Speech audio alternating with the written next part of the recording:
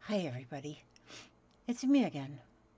Don't know what I'm doing, but it is me again. Just thought I'd turn off on the camera, not off, on.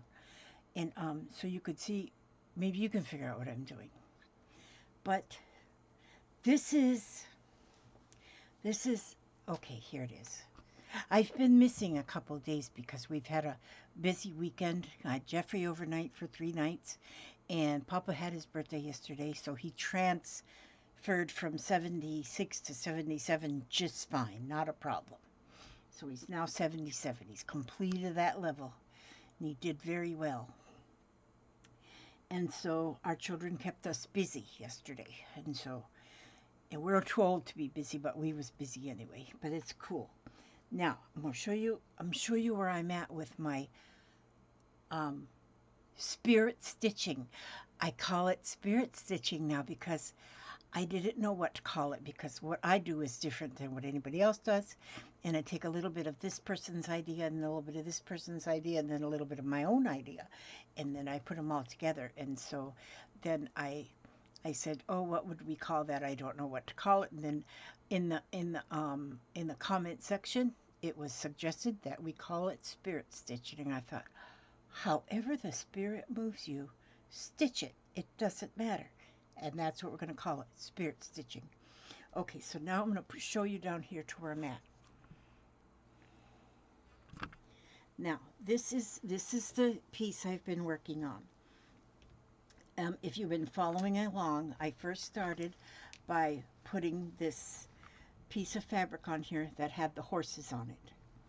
And I've been working right along, slowly but surely, adding things. Just whatever comes across, I just add it. So like there was five brown, 5 brown horses and 2 white horses. I made the white horses into unicorns. Okay, so they are now unicorns. I put some, as a suggestion in the comments, that I have water. I put some felt, sprayed felt down here at the bottom so that I have water, and I have added different kind of stitches into the water. This one here with the Bouillon Stitch makes it kind of look like a little sea creature of sorts, and then these little stitches like this with the bouillons. I was just learning the bouillons, so I just put them here and there. This here piece is I had some of my old sari silks that I got out of an old rug, and a lot of it was stitched together with this here white thread, and you just pull the thread out and it just kind of pulls. And so I had it in a wad, and I just left it in that wad, and then I sprayed it, and I have another sea creature made out of that. I've added beads on there. I have French knots. I've got beads, and yeah, put some beads here. And then I these are just couched. These rows here are just couched along to make kind of a hill. Then I went over here, and I was kind of trying to make like a forest, but it kind of looks like a real overgrown forest. And see the red, that's flowers that's growing in a forest. And so, and all it is just ruffled up fabrics. And then I went up here with a couple tree stems to the top, but that's kind of still right there for now. Then I went over to this side, and I knew I wanted to have something heavy on this side because I had something heavy on this. I wanted something heavy over here because I had something heavy over here. And I thought that kind of balances it. I think that's what I wanted. And so I did what other people do. They hang them up. They hang up their piece, and they just kind of look at it, and they just watch it for a while and see what they can come up with. And so that's what I did. I hung it up, and I just so I could just look at it for a couple days. And so over here on this side, it's not any particular thing, but maybe just part of the forest. I don't know. This here fabric is some sari silk. This also is some kind of sari silk, I believe. It all come from an old rag rug that I took apart. And then this here is a ball of some kind of yarn that I have. But as you can see, as I stitched this on, I stitched it on using some beads here and there. They're kind of, some of them are hidden inside the folds of the fabric. Some beads. I got some wooden beads, different kind of beads. Some of them are really hidden down in there in the yarns and in the fibers. This here is a little piece of t-shirt fabric where I'm cutting apart a t-shirt and just making fibers out of the t-shirts. And I'm liking that. So what I've been doing, see, I don't have a whole lot still to do on here. I've got the top to go, finish up this top, but I think this whole part is finished. From here down is finished. So that's cool. But what I'm doing, I want to show you, well, I've also, along with this, then I've got a short attention span, so I do some other things. On this here piece of fabric, I was playing with this one and just kind of, I had a linen napkin. I folded it in half and started just doing some stitching on it. And then I layered pieces of fabric. Different pieces. Here, this was some more of the threads right here that I pulled out of a lot of the sari silks that I find, that I have. Watch that just a minute while I get up and get this here bag. Get this bag. This bag. I have this bag. I have this bag that is just full of these sari silks. And like here's one that is, it's stitched together. There's two pieces on here actually stitched together here. You can't hardly see it because it's the same color. But once I pull that thread to unstitch it, because it's all just, sometimes I have trouble getting it started. But then it just pulls.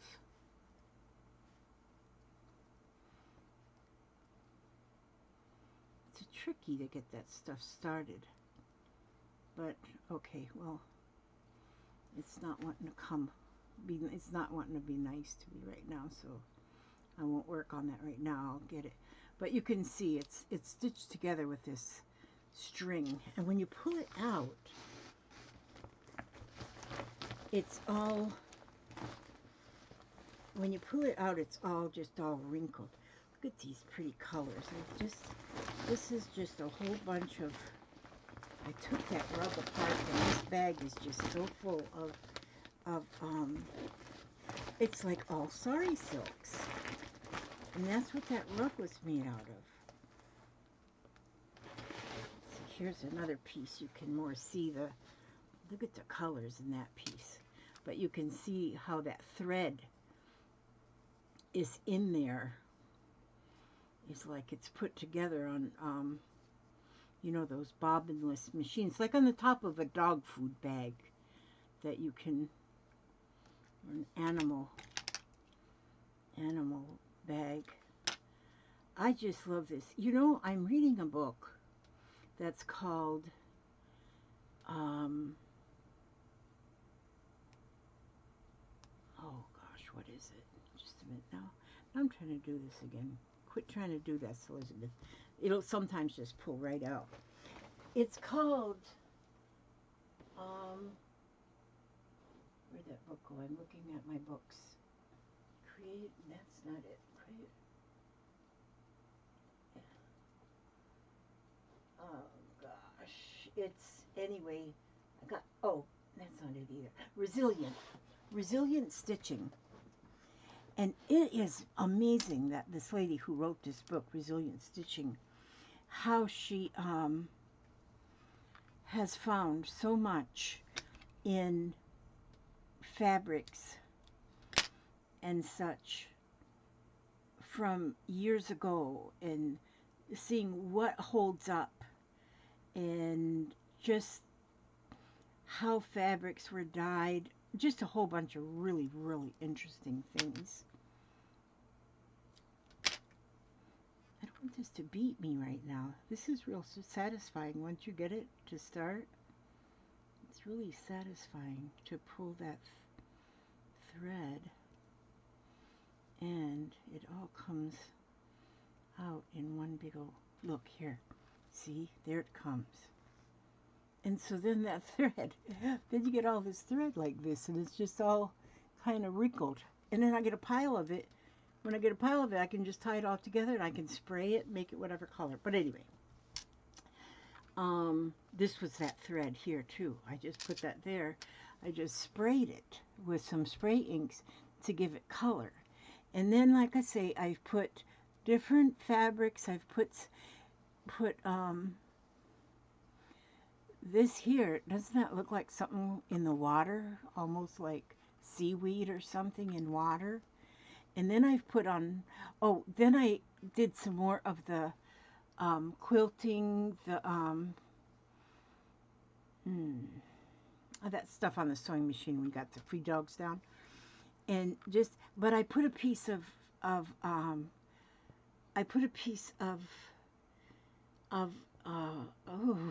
tulle over it, and had it all pretty much in with the tulle.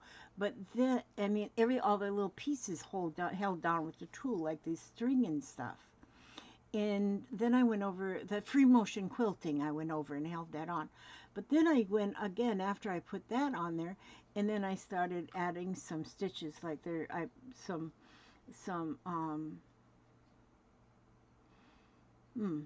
yeah, those like seed stitches, but they're those other things. And I added some pearls, like little beads. I added some bouillon stitches here, and some buttons and some more beads. Those are on top of the tulle.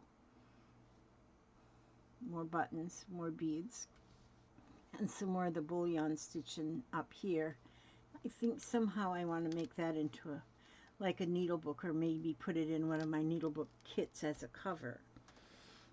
The covers in my needle book kits aren't even going to be finished. Whoever gets them has to finish them. I just go so far and then I quit and I'm doing something else. But now I want to show, I take a piece of like a lot of this that I've used, the sari silk fabrics. Oh, and I want to show you this too. So I did this too. This here was, well, I started it by playing with that free motion quilting on this piece of fabric, and well, then it was looking pretty good, and then I sprayed it. Well, once I sprayed it, then it just really, then it didn't look good at all anymore. It looked like mud pie or cow patty or something, I don't know. So then I just started adding things to it to see if I could fix it so it didn't look so much like a mud pie. Well, I've got the whole thing. Well, there's a piece that's not covered right there. Yeah, the whole thing's covered with stuff. I might have some, well, there's buttons and there's beads and there's, oh, this here piece of fabric-ish stuff is actually a nappy liner.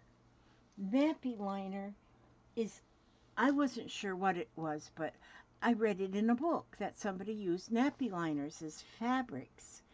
And so I didn't know what it was, so I thought, well, I wonder how much a nappy liners cost.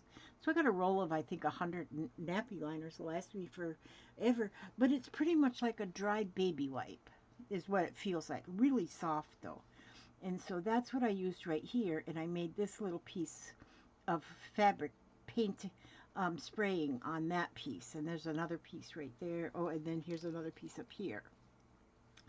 And then this piece and this piece, oh, that's another piece of nappy liner. I sprayed it differently. I've got some yo-yos on there. I got some lace here, and some more laces down here and here. But there's just everything on here. Buttons. just everything, and nothing really goes together. It just is spirit stitching. Whatever your spirit decides to do, just stitch it on something. And this is, I was thinking, well, I don't know what I'll do with this. But then, when I took this piece of fabric like this that come out of one of them books, and I just lay that on top of there, that looks pretty right there. I think that looks just pretty. I think that looks real pretty, just right on there. And I think, if I was to stitch this on there, I mean, I think that's real pretty. And so, so what I've been doing then is I've been doing a lot of these. This is, I think it's gorgeous. It feels good. It looks good. This is just that, that sari silks where I'm just gathering it up. This here, I can just imagine this even on a book cover, on a journal cover, just so soft. But all of these are these different sari silks, and I gathered them up, and let's see. This one here is a piece of that nappy liner fabric. I sprayed it, and then I gathered it up. I'm going to show you how I gather, how I do that. This one here isn't sari silk. This is just a regular piece of fabric, and it probably started out to be about 1.5 yards long. And now, after I gathered it up, it's this long. And so, and this one here, this was a shoestring. This was a shoelace. And I, just kind of, there's something you call that. Ruching? Maybe it's ruching. I sort of ruched it. I think that's what it is. And see, there you go, more pieces of the nappy liners, diaper liners, wherever you come from. And then these are all just pieces of the ruched silks. Oh, this is a piece. This is the size of the nappy liners. This is one that I've sprayed, and I haven't cut it apart and done anything with it. So soft though, and it feels just like a baby wipe. That's what it feels. It comes in a roll. And then these are little pieces that I've taken off of the t-shirt fabric, the t-shirt material, and I just made just a little something out of it. And when it comes to spirit stitching, nothing has to make sense. Just however your spirit moves you, make a piece and stitch it on something. This here was just cotton fabric, a strip of about 1.5 foot of cotton fabric, and it was about 2 inches wide. Okay, now here I want to try. This is a piece of, it's some kind of a lightweight upholstery fabric. Now, I have got to where I'm finding that I'm just loving, let's see, this one here's about 1 yard long. Let me see. This is 14, 28. Yeah, it's a little over 1 yard long, this piece right here.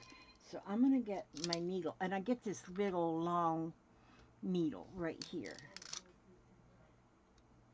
This here needle is for burrow stitching, or sashiko is that needle. It's long. It's got a nice size eye in it. This thread is just come right off of a roll of white crochet cotton, but I sprayed it with a couple different colors of blue as it was wadded up on just in a mound on my desk, and I just sprayed it with spray inks. I bought them spray inks for some reason years ago, and now I have really found a way to use them. So that's where that thread come from. And I like using that because in what I'm doing in spirit stitching, because it's easier to thread than embroidery floss. Embroidery floss being of 6 threads, and this is just one twisted strand, and it threads so nicely in that. in that needle for a sashiko needle, and then I'll just put a knot in the end. And then what I'm going to do here is I'm going to take this piece of fabric and I'm just going to do like a Bouillon stitching, but I'm going to go in a zigzag. I'm going to stitch here like this, so it'll go up and down, like a zigzag all the way across. So I'll start at this one end, and I'm making my stitches, oh, they're probably a ½ inch or close, almost a ½ inch. They don't need to be very small stitches, just like a ½ inch. And so then I'm going to go, now I'm to the top, I'm going to go back down to the other side, and just, so it's like mountains and valleys. See there? It went all the way up and then all the way down.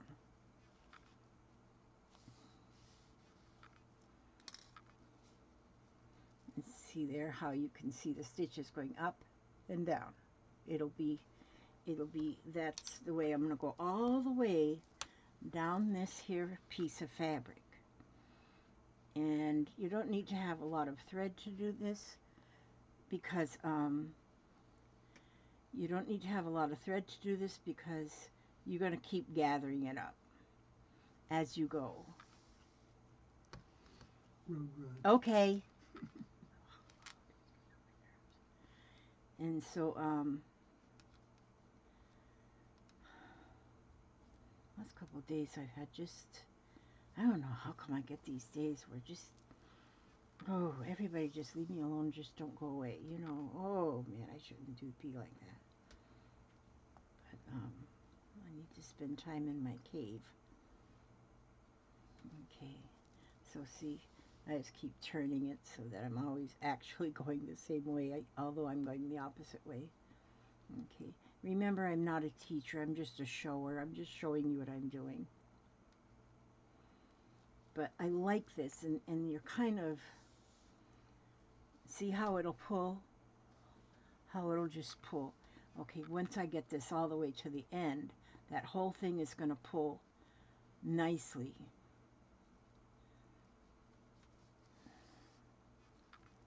And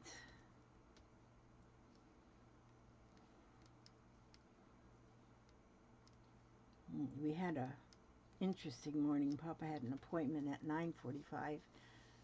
We forgot, and he had to go to his appointment. And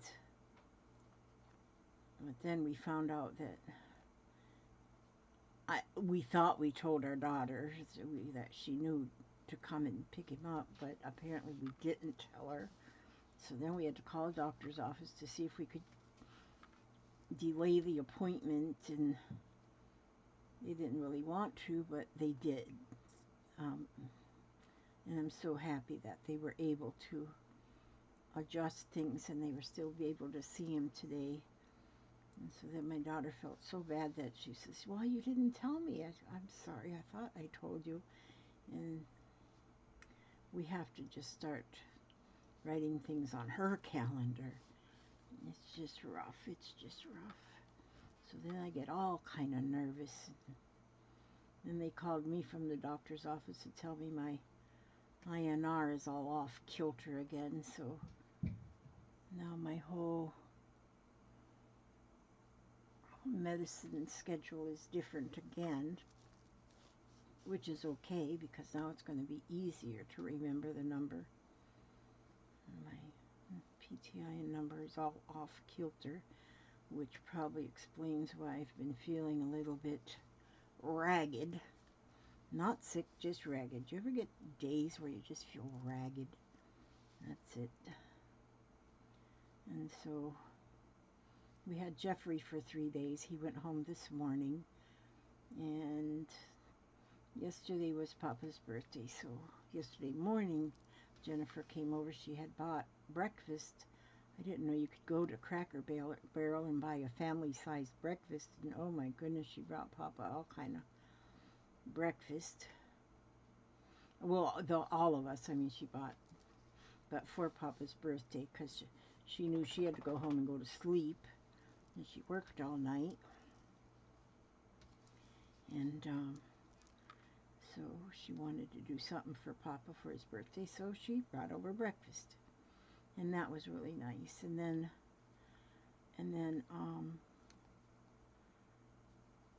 then Kimberly, when she got off of work, our granddaughter, she got off of work and she brought Papa a single serving piece of cake and a pint of ice cream just for him. He thought pretty special because he got it all for himself.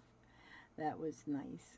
And she brought that. And then Jeffrey baked a red velvet cake for him, so he had red velvet cake because that's his favorite. He loves red velvet cake.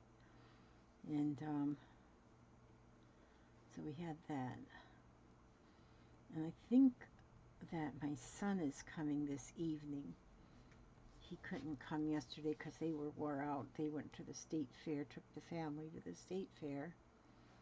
And so he was kind of worn out from being a father, you know. Bless his heart. So I think they're going to come this afternoon. I kind of wish they wouldn't so I can just go sleep. But no, I'm just kidding. But we've had a busy weekend, which I like busy weekends. I really do, and it makes me tired. I'm just running my mouth while I'm getting to the other end of this here. I'm still doing the zigzag stitching all the way through. I just kind of pull it as I go. And I think this is going to be nice. And then stitching this down onto your base fabric is just a few stitches to hold it in place where you want to go. And I like putting the beads and the buttons on there because then it makes it just pretty. And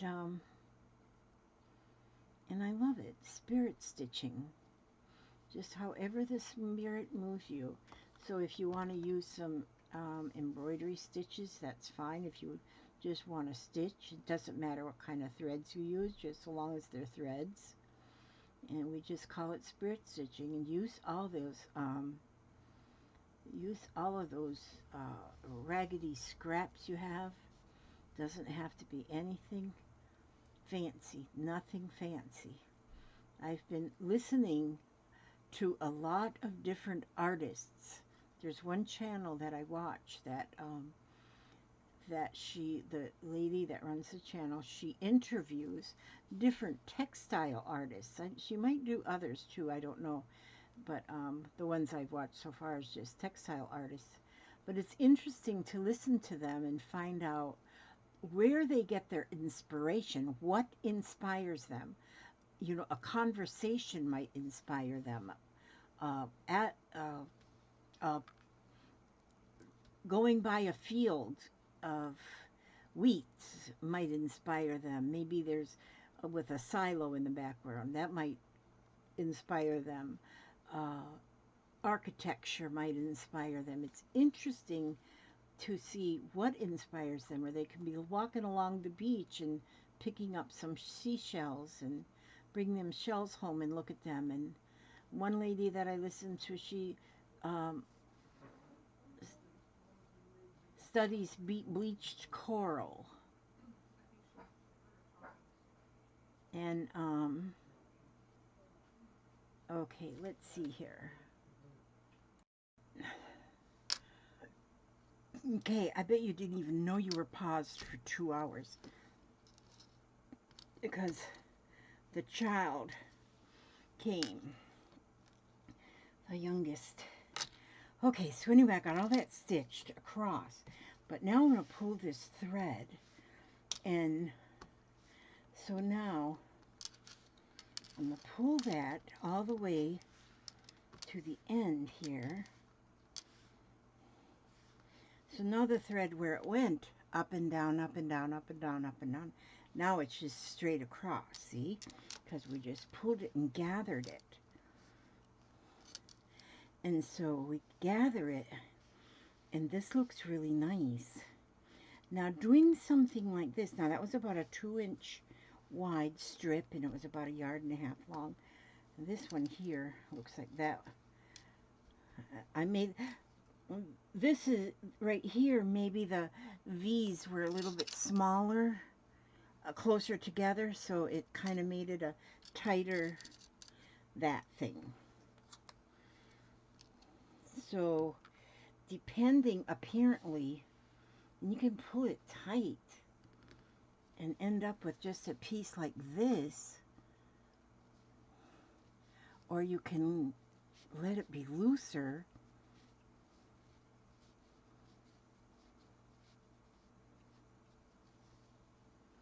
And then it's softer. See, it's got frayed edges on it, which can be nipped off or left on. So depends. Now see, this here piece, I'm just gonna knot that on this end right here.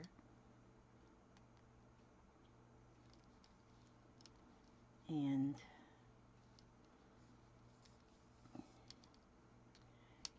then nip that off right here. And so then that gives me another little edge. And see, now if you were going to be putting that on, like here, if I was going to start something, and look how pretty that looks on there. Like if I was to put that on an edge. And so when you're doing this spirit stitching, it doesn't matter. You know, you don't even need to have a plan. You just put stuff. Look at this. I could, all these pieces I have, just, you can just stick them on there. You just stick them anywhere. And so, and look, like all these different ones. Look at that. If I was to, I could have a whole rug. Just stitch them on there like this. Stitch this piece right here. Stitch this red one right there. Look at, you know, but seriously though, now this is like not serious right here, but look at how soft that is. And you can make a wall hanging. If it gets dusty, just go outside and shake it and beat it up against the chain link fence or something. And you can take these little pieces and put those anywhere you want. And then you can just cover this whole thing up with different colors of fluff. I know, you're probably thinking, woman, are you nuts? Well, maybe I am. I don't know. But you can just create stuff. You can just create stuff. Any stuff you want to create. Now, I'm not going to put these on here like this. But you could make like a whole seascape or a forestscape or something. Now, like if I were to take this piece and start and then put some greens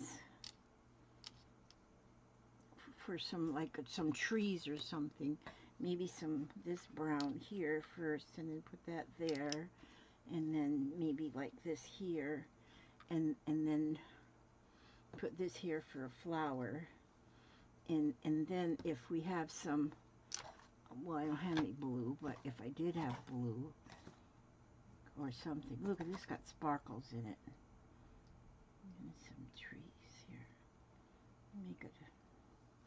But you could just start having a whole scape, a whole, yeah, like, see if you had blue like this, and then you took and put a ground on it, and then see, like, or maybe this would be under the sea here, this could be on the top, and you just keep putting stuff down and stuff or whatever. Just stuff. I mean, you look. Oh, look, I could put this down here on the bottom. Look how pretty. That, I think I am going to put that there. I think I'm going to couch that right along the bottom. Right here. Yeah, I'm going to make this piece into a needlebook. Into a needlebook cover. I'll never get a needlebook done because I don't get stuff done. Oh, and then I found this. Oh, that was another piece. I found this rope, just this little piece of rope, and it was in my junk. But see how it's coming apart at the end? And I thought, whoa, that's some cool stuff. It's like nylon or something. It's real soft. So I could, tie it off right there and just frizz it up. Make doll hair, something. I'd make something really beautiful. But anyway, everything is beautiful. Whatever you make, it's going to be beautiful. But look at that, how beautiful that goes right on there. Or do I want it at the top? No, I want it down here. Because see, look at how it's fraying up here. I like that that's how frayed up there. But, so anyhow, that's just what I've done. Just spirit stitching. Just let your spirit guide you and stitch something. I could do this whole thing on and make me a whole jacket. What if I spirit stitched all over a whole jacket? Get me a hoodie and start spirit stitching the whole thing and wear it out in public. You think people would notice? I think that would be pretty. You don't have to know embroidery. You don't have to know quilting. You don't have to know nothing. All you need is this stuff, any kind of fabrics, beads, buttons, anything that you have. Anything you have, just get it and stitch it down on something. I lost my train of thought because the kids came over and brought Papa a gift certificate for DoorDash or something. But I love these things. I love, love, love this. Where's that one I just made? I don't know. It's gone. Lost it. How do I lose things that fast? I'm weird. I don't know where I put it. I just made it and it's gone. Do you see how that works? How my life goes? That's how it goes. I love this one. And that's using a 2-inch piece of fabric. But can you imagine that on the edge of it might be too much for a page, but if you have that just on the front of a journal or something, and it's so soft and beautiful, and people would wonder how in the world. And so, yeah. So anyway, I bought that roll of nappy liners. You saw that. Well, I just got another Amazon package. This was in it. It's called Shade Cloth Row Cover Garden Netting Weed Barrier Stake and Trellis Driveway and Snow Marker Garden Tools. I don't know what that means. This is row cover. Well, I must have ordered it. I did order it. Because, now let me just show you what it is. Let me get my scissor. Get my scissor here. Just let me show you what this is. I know. Why did you order it? Because I want to garden. No, it has nothing to do with gardening. I only needed a little piece. So, but I seen in the magazine. I seen it in a magazine. And it was, which magazine was it? Oh, it was the one, oh, here, this is Floating Row Cover. That's what this was, Floating Row, Ag Fabric.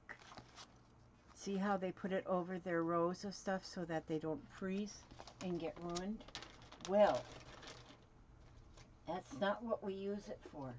We use it for, wait a minute, I was going to just, which book was that in? Just a minute, let me see. Was it this one? Expressive Stitching? Yeah, I think this is the book it was in. See, the Textile Artist. Wait a second, just a minute. Let me just, no, maybe this wasn't the right book. Expressive Stitches, Jen Dawson. I think it was this one.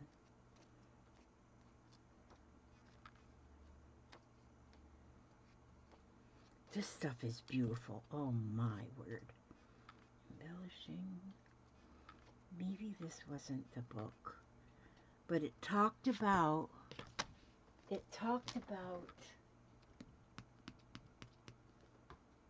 musical stitching, serendipity.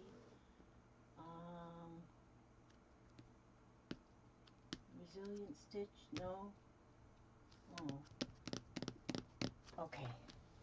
Don't go ahead and turn the channel. But I have another book here somewhere. And I just had it too. But it talked about this fabric stuff that you can use. That's where I learned it. I didn't come up with it on my own.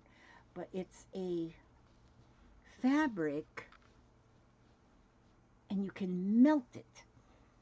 How thick is this? Oh, it's really thin. It's really thin, but the book showed things. So what I'm going to have to do, guys, girls, ladies and gentlemen, is I'm going to figure this out. Now, this is way more than I'm ever going to need of this stuff because it's a big old long piece. Huge, but this was the smallest one they had. So anyhow, but I'm not sure what I can do with this, but I know it was important enough that I went right onto Amazon and ordered it. And so, yeah. So I did. I ordered it. Where did I put that book? Can't believe I still got that camera going, even after I've lost my mind. Expressive stitches. No, I'll find it because it is in this area, in this very important, well adjusted, well organized area. But anyway, because I'm gonna work on this today. I'll probably finish this today, so I can hang it up somewhere. I love it. And anyway, oh, this one. This book right here. See how it almost looks just like that other one that I just had in my hand. Look, their fronts almost look alike. Layer, Paint, and Stitch. This is the book it was in. I know it. I'm a bookaholic. I should have been a librarian. But right in here, here it is. Using Horticultural Fleece. That's what that stuff I just had. That's what it is. Horticultural Fleece. It says Horticultural Fleece is a thin non-woven textile that can be purchased from garden centers. It is great to use in conjunction with fabric layers and stitching, and as it gives a random textural element to your work. Its properties enable it to react with heat. Some nappy liners, see, I got them too, can be used in a similar way because heat will be applied for this technique. You must make sure your fabrics are natural fibers or your background may melt or singe. Oh, wait a minute. I thought you said I could melt it. Never mind. It'll work. It's going to do whatever it does. I'm going to like it, whatever it is. One thing I do know is I'm going to be able to dye it. And I'm going to be able to manipulate this fabric in some way because somehow I'm going to be able to manipulate this. And since I've got so much right here, like a lot, like a whole bunch, like a way more than the law allows. But anyhow, yeah, I'm going to be working with this. I'll let you know what I come up with it. I'm going to quit talking now because I know you all are probably not even still watching because, wait a minute, now I'm looking for, I will read some, I'm sure Spirit has something important to tell me today. She's probably going to really tell me something important. So I'm going to see what she has to say today. I'm sure it's going to be something I need to hear. Okay. Dear you, oh my, things are stirred up and changes upon you. She's not kidding there. This is cause for celebration. No need to be nervous. But now that it's okay to be afraid, wait a minute.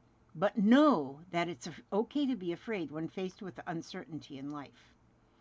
The funny thing is that courage doesn't get mustered in the absence of fear, rather in spite of it or even because of it. Step into the unknown now. Let go of the branch you are clinging to and let Spirit take the wheel and help steer you in the highest good and the most wonderful adventure. All you need to concern yourself with is choosing courage as your ally or your ally.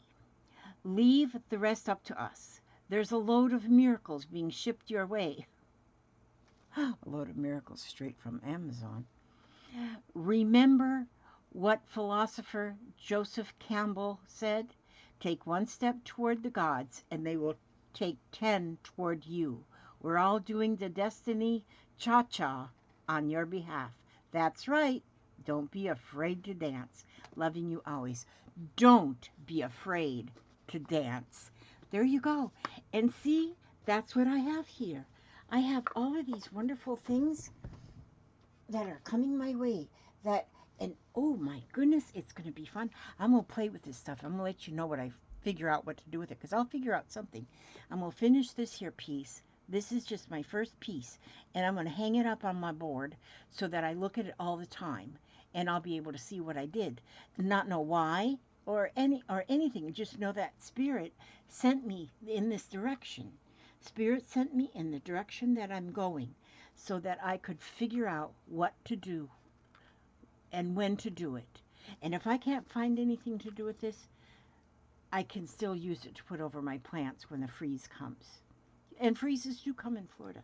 Okay, I ask God to watch over you every step you take, every move you make. Keep you safe and sound and safe and happy and healthy and humble. And I'll see you on the next video. God bless. God bless. Thank you for watching. You all are beautiful. It's such a beautiful world.